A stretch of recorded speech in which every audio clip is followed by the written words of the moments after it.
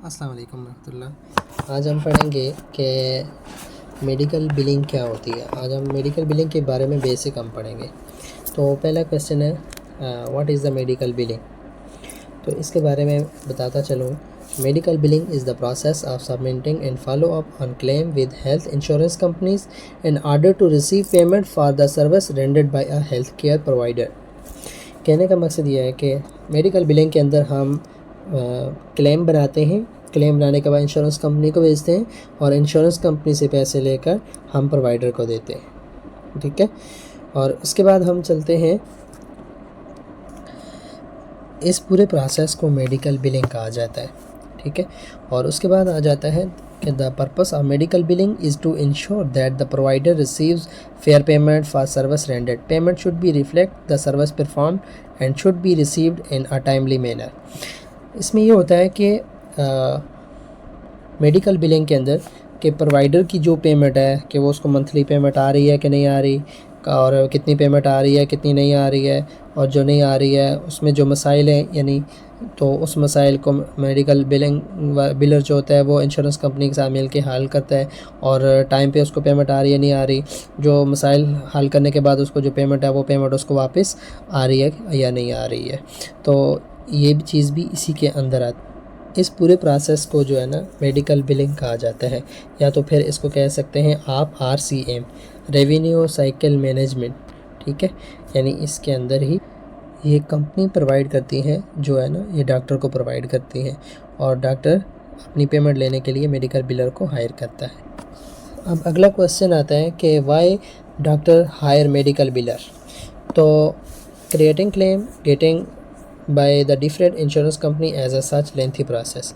ये जो प्रोसेस है ना ये आसान नहीं है, ये एक लेंथी प्रोसेस है। इसके अंदर कुछ कंपनी जो होती हैं वो इलेक्ट्रॉनिकली यानी ले लेती हैं, एक्सेप्ट कर लेती हैं, और कुछ जो होती हैं बाय हैंड लेती हैं। जो इलेक्ट्रॉनिकली होती हैं तो वो तो ले लेती हैं, जो बाय हैंड होती हैं उनके लिए और थोड़ा सा मुश्किल होता है। इसी तरह पेमेंट का भी मसले होते हैं कि कुछ पेमेंट इलेक्ट्रॉनिकली होती हैं, बैंक में ट्रांसफ़र हो जाती हैं, और कुछ जो पेमेंट होती हैं बाय चेक आती हैं। तो ये भी थोड़ा सा यानी अलग अलग प्रोसेस होता है। इसी तरह बाज़ कंपनियों के जो कॉल सेंटर होते हैं तो उनको फ़ोन करके पूछना होता है कि आया कि इंश्योरेंस कंपनी से पैसे आए कि नहीं आए। ये यानी कहने का मकसद ये है कि ये एक लेंथी प्रोसेस है। इस लेंथी प्रोसेस को हल करने के लिए उन्होंने एक मेडिकल बिलर्स को हायर किया होता है। कहने का मकसद ये है कि डॉक्टर के पास इतना टाइम नहीं होता कि वो इन सारी फैसिलिटीज़ को यानी बंदे को फैसिलिटीज़ भी दे और उस बंदे को हैंडल भी करे और डॉक्यूमेंटेशन जो उसकी है उस सारे को भी हेल्प करे, क्लियर करे, और फिर इंश्योरेंस कंपनी से भी पैसे ले। यानी डॉक्टर इतना लेंथी प्रोसेस नहीं करना चाहता, तो उसने इस लेंथी प्रोसेस से जान छुड़ाने के लिए एक बंदा हायर किया होता है, उसको कहते हैं मेडिकल बिलर। अब हम आगे चलते हैं कि what is the scope in the process, यानी इस मेडिकल बिलिंग के अंदर क्या स्कोप है। तो मेडिकल बिलिंग के अंदर बहुत ज़्यादा स्कोप है। One of the fastest growing industry in the world. यानी आपने देखा होगा कि कोरोना के दिनों में भी देखा होगा कि कितनी ज़्यादा चीज़ें यानी कितने ज़्यादा लोगों को यानी हेल्थ की फ़िक्र हो रही थी, बार बार जाके डॉक्टर को चेकअप करवा रहे थे, अपनी सेहत का ख्याल रख रहे थे, यानी बहुत ज़्यादा यानी उनको फ़िक्र होती है। तो इसीलिए 95% से ज़्यादा लोगों ने अपनी इंश्योरेंस करवाई हुई है, तो वो अपने आप को बार बार डॉक्टर के पास ले जाके चेकअप करवाते हैं, आया उनको कोई मसला है या नहीं है, कोई ऐसी डिसीज़ या कोई ऐसी बीमारी उनको लगी हुई तो नहीं है। तो यानी इसकी यानी दुनिया का एक नंबर 1 जो है ना फास्टेस्ट यानी आगे बढ़ने वाला यानी बहुत आगे जाने वाली ये चीज़ है, यानी डाउन वाली नहीं है, ये हमेशा ही आगे जाएगी, पीछे यानी बैक वापस नहीं। उसके बाद आ जाता है कि एक्सपीरियंस एंड नॉलेज मैटर।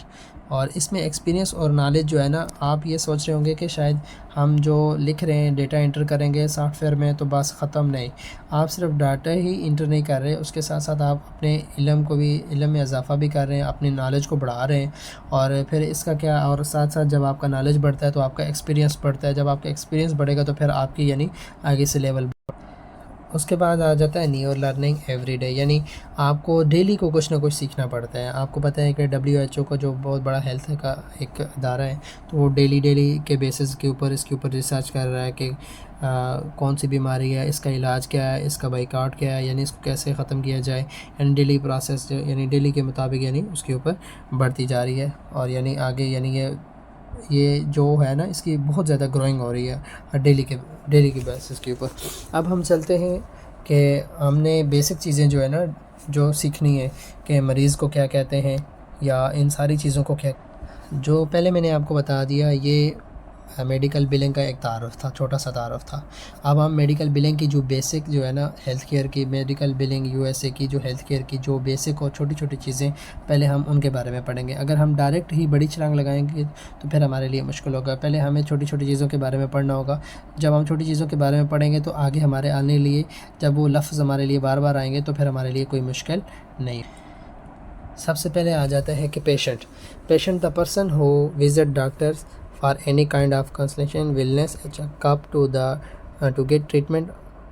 ये जो है आपके सामने पेशेंट यानी जो मरीज़ जो है वो डॉक्टर के पास आ रहा है, अपना चेकअप करवाने के लिए आ रहा है या उसके साथ मशवरा करने के लिए आ रहा है या फिर अपनी सेहत के बारे में फ़िक्रमंद हो रहा है कि मेरी सेहत कैसी है, या चेकअप के लिए कुछ भी उसके साथ मशवरा करने के लिए आ रहा है डॉक्टर के साथ, तो उसको कहते हैं पेशेंट।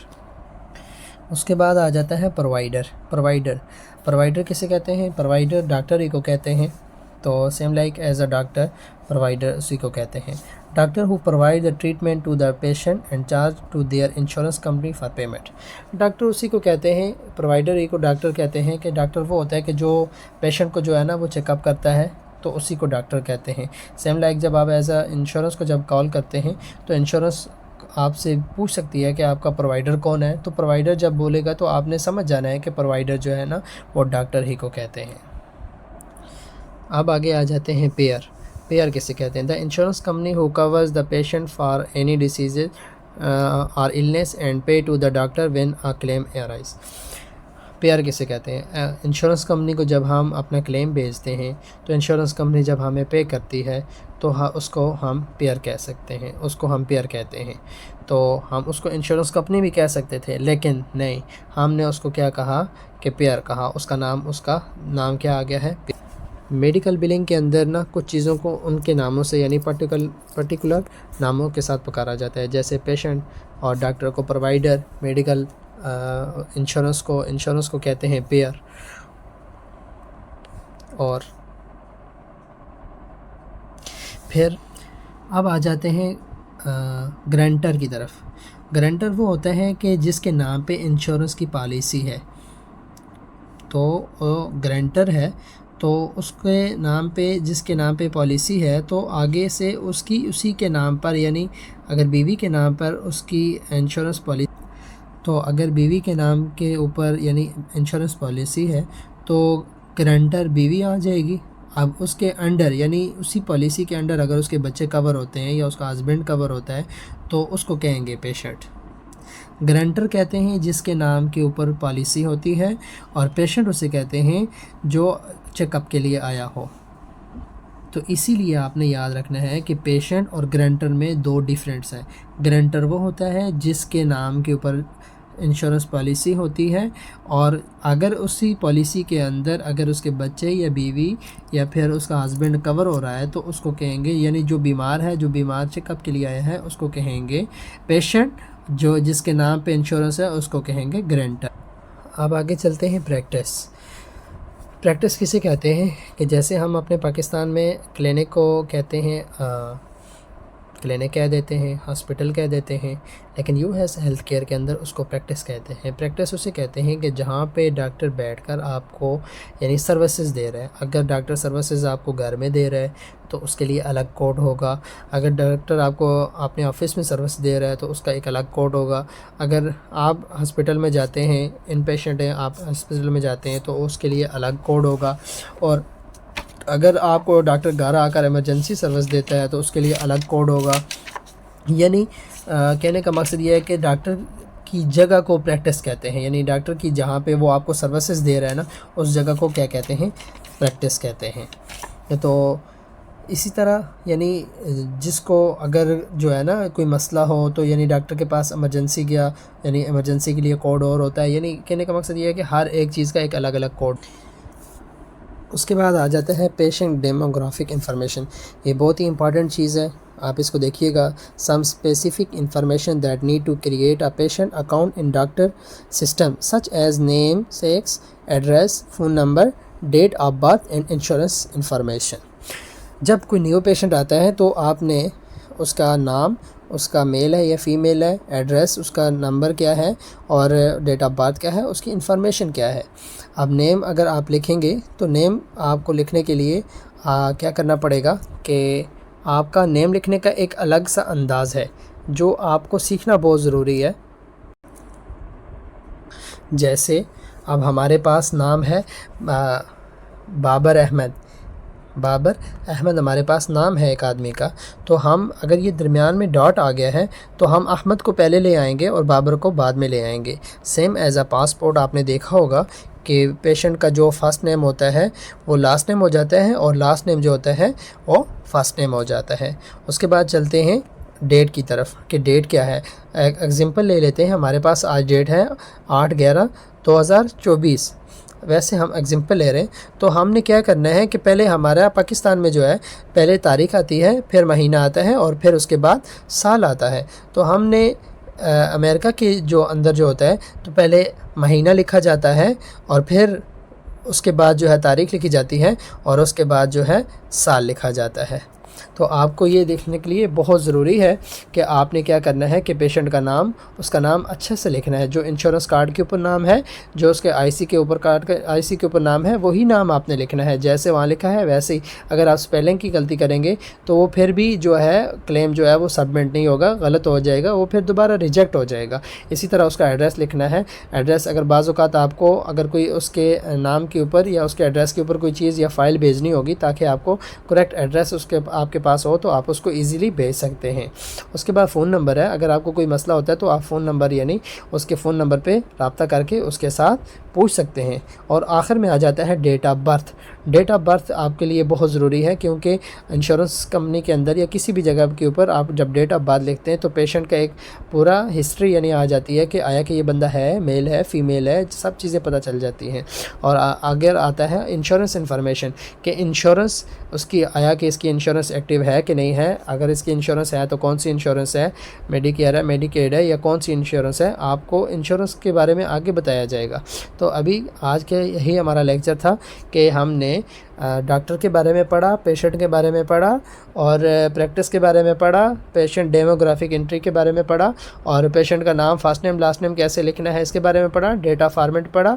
और अब हम लास्ट में पढ़ेंगे टाइम जोन के टाइम जोन ये होता है कि अमेरिका के अंदर यानी टाइम मुख्तलिफ होता है। एग्जांपल अगर पैसिफिक टाइम इस वक्त अगर अमेरिका के अंदर पैसिफिक टाइम 7:10 है तो माउंटेन के अंदर होगा 8:10 और सेंट्रल में होगा 9:10 और ईस्टर्न में होगा 10:10 होंगे। ठीक है, यानी वहाँ का टाइम भी डिफरेंट होता है, यानी एक घंटे का फ़र्क है। जैसे अगर हम कराची में अगर मगरिब की अज़ान होती है 6:50 पे, लाहौर में अज़ान होगी कितने बजे, 7:10 पे होगी, यानी 10 मिनट का फासले के ऊपर। इसी तरह इस्लामाबाद में अज़ान होगी 7:20 पे, कश्मीर में अज़ान होगी 7:30 पे और इसी तरह फिर पीछे चलते चलते यानी जितना दूर एरिया होगा इतनी ही ज़्यादा दूर जो है ना, और यानी इतना ही टाइम के अंदर डिफरेंट पैदा होगा। तो इसलिए आपने इन चीज़ों को खूब गाइड करना है कि वहाँ के टाइम के अंदर भी डिफरेंट होता है। जैसे आपको पता है कि हम ये सारा काम रात के वक्त होता है, तो जब हमारे पास रात होती है तो अमेरिका के अंदर सुबह हो रही होती है, तो इसलिए रात के वक्त में यहाँ काम किया जाता है और डॉक्टर का साथ देने के लिए वहाँ सुबह होती है और यहाँ रात हो जाती है। तो आज का हमारा लेक्चर यही था। इंशाल्लाह मिलते हैं अगले लेक्चर के।